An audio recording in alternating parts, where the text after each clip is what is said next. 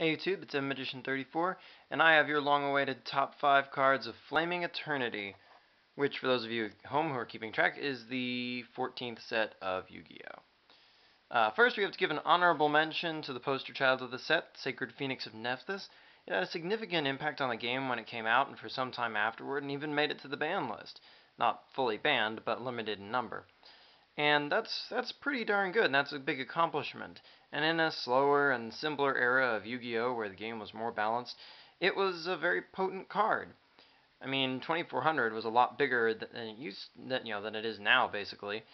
And the ability to heavy storm the field whenever it comes back from the dead just for being destroyed with a card effect because it was hard to kill it in battle. I mean, that's a major impact. It could generate great amounts of card advantage, and you could always set it off with cards like your own Torrential Tribute and so on and so forth. A very noteworthy card and worthy of honorable mention in this set. Next up in the set is card number 5, Lightning Vortex. It was supposed to be like the new Raigeki, and in some ways it is kind of a fixed Raigeki. It destroys all face-up monsters your opponent controls at the cost of 1 card from your hand. Well, a generic discard is nice, and the ability to destroy all face-ups, those are usually the most threatening ones anyway. So it's a potent card, not quite as nasty as Raigeki, obviously. But it's worthy of note, and it does periodically make appearances in the game, and it comes back every now and then, and that's important. Mass removal is always, always good. Next up, number 4, speaking of mass removal, Deck Devastation Virus. It's right up there in that whole family of viruses, CCV, DDV, EEV, and PPV, the 4 virus cards. And the only thing that really goes against deck dev is the fact that you have to sack a dark monster with 2000 or more attack, which can sometimes be difficult to get out reliably to keep this card from being dead in your hand. But that one drawback aside, there are plenty of decks that can get a big dark monster onto the field. I mean, good dark monsters and big ones, and ones that can special summon themselves, are not hard to find in Yu-Gi-Oh!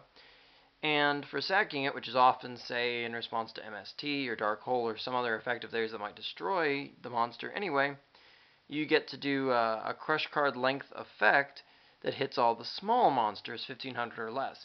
And what's important about that is that's all their support and a lot of their best tricks. And it gets them right out of their hands so they don't even get a chance to say summon them and set them off. And this card is still played today at the time I make this video, which is saying something. So that's definitely number 4. Number 3 might be a bit of a surprise, but when you think about it, it makes good sense. Threatening Roar.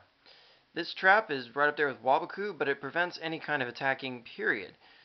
So what's awesome about this is it can even stop effects like those of, say, Gladiator Beasts that like to actually get into combat and don't care if they actually kill anything kind of arrangement.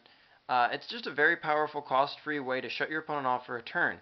In a lot of ways, it's kind of like a Jar of Greed in that it gets you a free turn and that free card. The difference is it also shuts off your opponent's attacking, keeps you safe. Very versatile, very powerful. Ranking in at number 2 is Phoenix Wingman Blast. It's removal of any card on your opponent's field at the cost of 1 card from your hand, and at trap speed, of course, which is pretty darn good, and in and of itself that might be worthy of note. But what's really awesome about this is that it sends the card back to the top of their deck. Choose your target wisely, and it's not something they can just replay like a continuous spell or something like that, although temporary relief from a continuous spell might be nice too. But what's good about Phoenix Wingman Blast is it essentially denies them a draw on their next turn, and you know what they'll have in hand, and so you can predict their plays. It's a tremendous control card. It also stacks well with similar quote-unquote spinning effects. Effects like those of Phoenix Wingman Blast are called spinning, for those of you who don't know. So say you hit your opponent with the effect of another spin card like Rise of the Storm Monarch or even Back to Square One, stack this one as well, because after all it's a nice easy to activate trap, and your opponent's now denied 2 consecutive draws essentially, and you know what they'll be drawing when they get them. Very good, very good. But card number 1 in this set outshines all of the previous ones. It is Rescue Cat. Simple little monster who's on the ban list and probably not going to come back too very soon. All it has to do is just send itself to the yard and get 2 level 3 or lower beast-type monsters from your deck. They don't even have to have the same name. It's incredibly versatile. It's good for X-easing. It's good for synchro summoning. It's good for all kinds of powerful tricks. This card has had a number of decks built around it before it finally earned itself a very well-deserved banning.